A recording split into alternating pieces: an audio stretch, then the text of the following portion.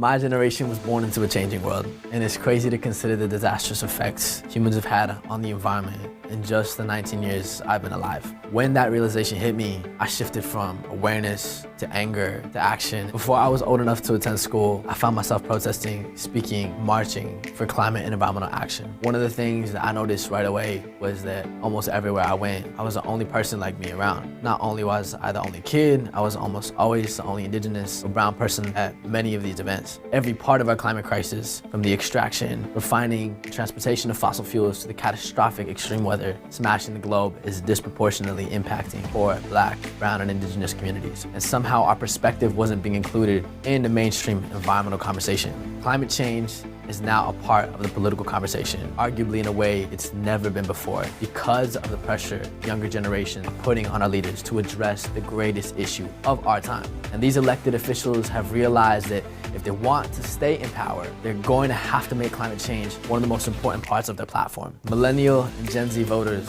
will make up 37% of the electorate in 2020. We're the most diverse, most progressive, most educated generation in history. We are continuing to grow in power. More than any other age group, we see acting on climate as a top priority. Young people in marginalized communities are reclaiming our power and our voices in the movements that are shaping our future. From Standing Rock to Flint, Michigan, from the Bayou to DC, beginning to see a different face of environmental leadership. As a generation that understands the absolute necessity of building intergenerational, intersectional movements, we are not settling for anything less than courageous leaders that are ready to fight with us to build a more just future. Our motives are pure. It's not about Republicans versus Democrats or left versus right. It's about ensuring the next generation grows up in a world that is just and thriving. We are not here to play political games. In the scramble for Democratic presidential hopefuls to hop on the sustainability train, the guy who's been there all along remains the top choice for my generation. Unlike most politicians, Bernie Sanders has created a political space that authentically includes respect the voices and participation of young people.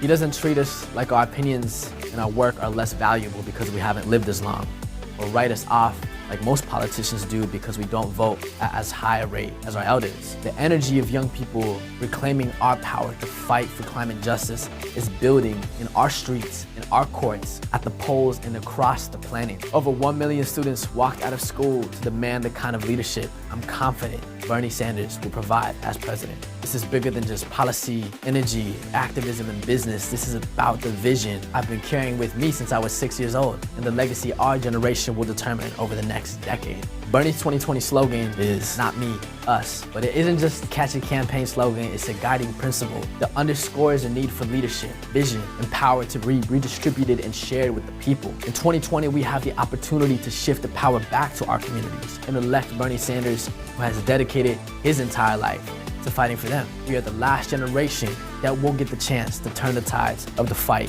for a stable climate. We need true leaders to guide the way. We, the people, are ready.